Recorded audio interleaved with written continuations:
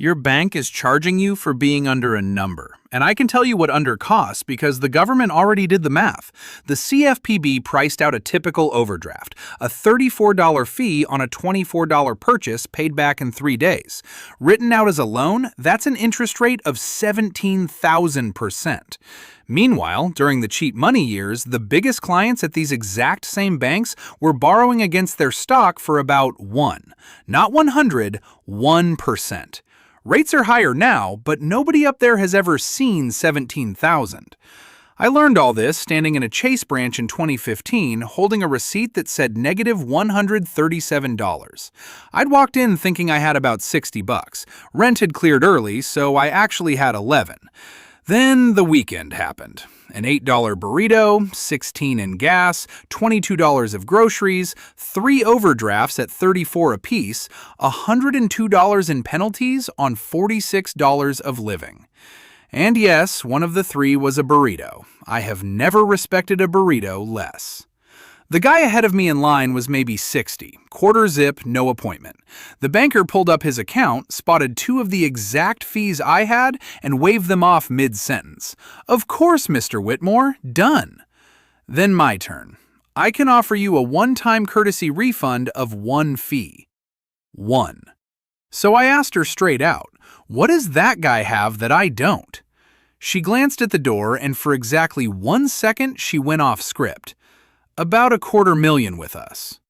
That's the moment it clicked. The fee schedule isn't the price of banking, it's the price of being under a line. And there isn't 1 line, there are 3. Cross the first and the fees just stop. Cross the second and the bank starts offering you money at prices that made me angry in a completely new way. And the 3rd line took me years to even believe, because past it, the bank quietly stops wanting your money at all. Line 1 sits right around $100,000. Bank of America draws it at exactly $100,000 in combined deposits and Merrill investments. Chase draws it at $150,000 today, down from the $250,000 that stung me. Below the line, you're a cost. That's not drama, that's the business model. The $12 monthly maintenance fee, the $3 out-of-network ATM hit, the $34 overdraft. In 2019 alone, American banks collected $15.5 billion in overdraft and bounced payment fees, almost entirely from people under this line. Above it, at Chase Private Client, the monthly fees vanish. Wire transfers, free. ATM fees refunded worldwide. A 1/4 point off your auto loan and a banker who answers a direct line and knows your name. The dollar amount where fees would finally stop hurting you is the exact dollar amount where banks stop charging them. And being under the line has a cost you never see on a statement. Call it $300 a year in fees. Invest that instead from 25 to 65 at 8%, and it's roughly $80,000, assuming you actually invest it every single year and never rate it, which I know is the hard part. Even 1/3 of that is a paid-off car. The rule I've run since that Monday, the one I push on any friend who'll listen, a checking account has exactly one job: to be free. The moment an account charges me to hold my own money, it's fired. No meeting, no exit interview. Now, a fairness break for 10 seconds because I can already hear someone typing. This did get better. Citi killed overdraft fees completely in 2022.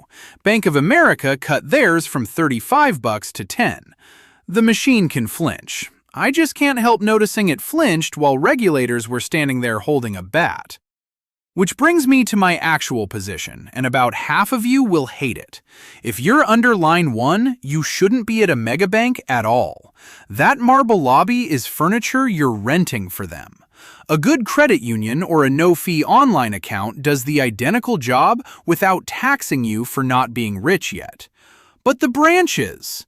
You visit a branch twice a year, for quarters. Tell me I'm wrong in the comments, I'll actually read them. But fees are pocket change to these banks.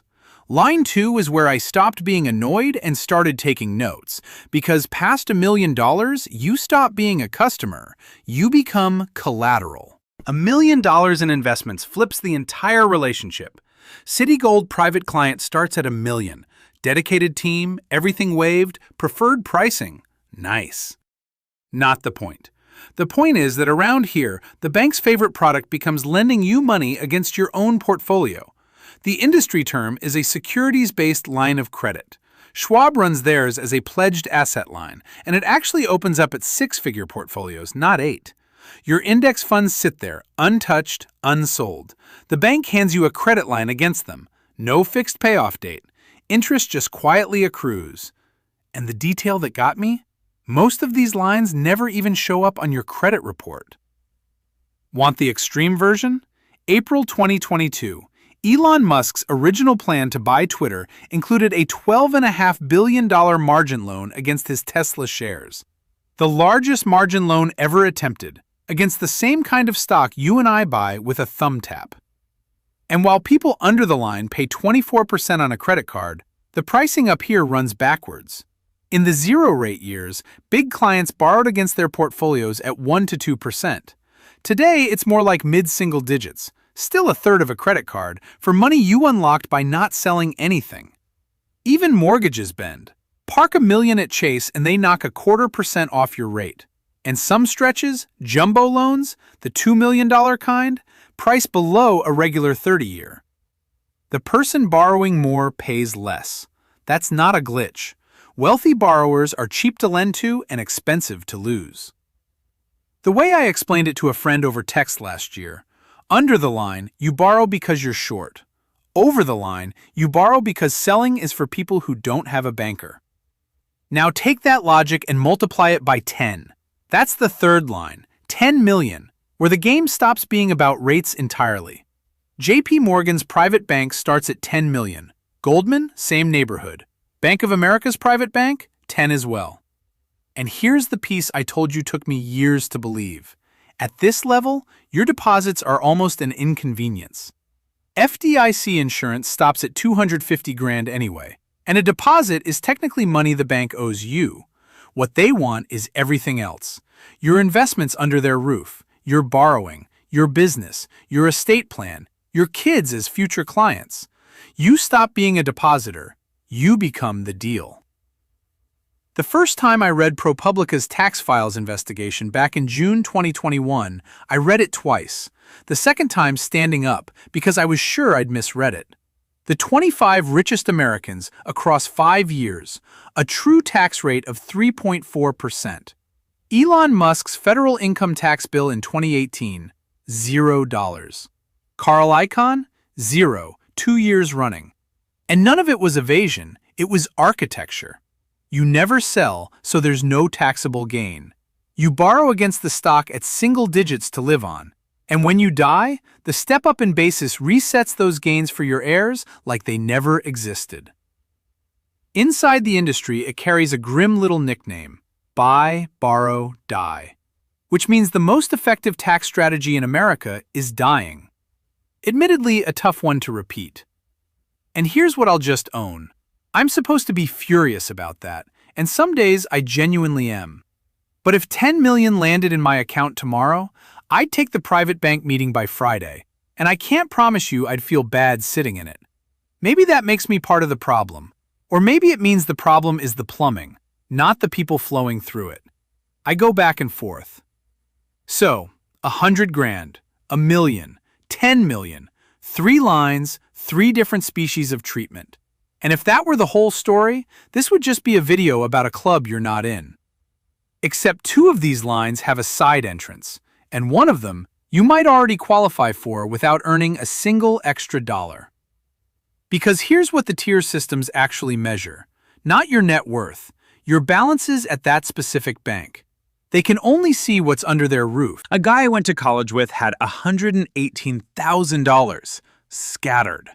An old employer 401k in one place, a Roth somewhere else, cash at a third.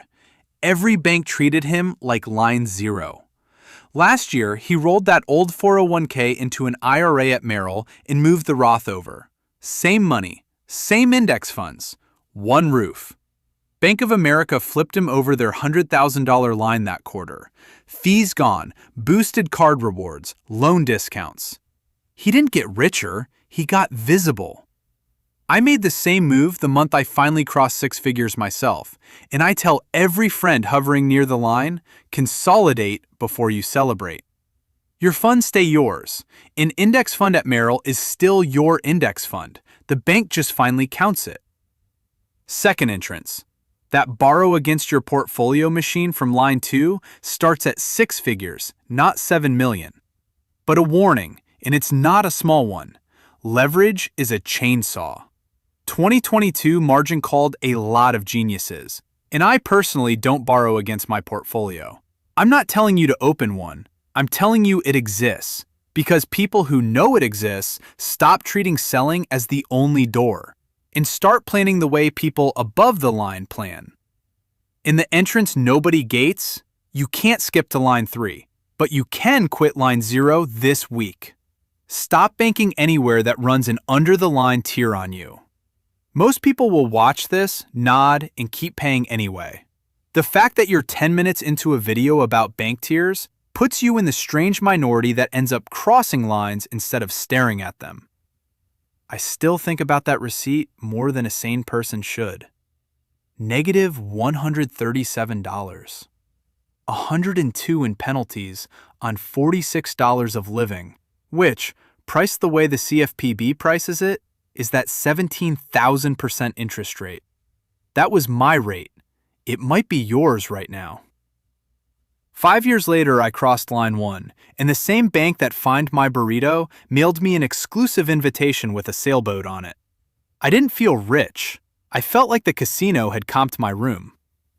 So, your homework, and I'm doing it too. Drop the dumbest fee a bank ever charged you in the comments. I'll go first. $34, one burrito, 2015, still bitter. In next video, I'm walking through the consolidation move screen by screen.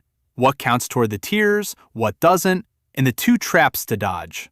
Subscribe so it actually finds you.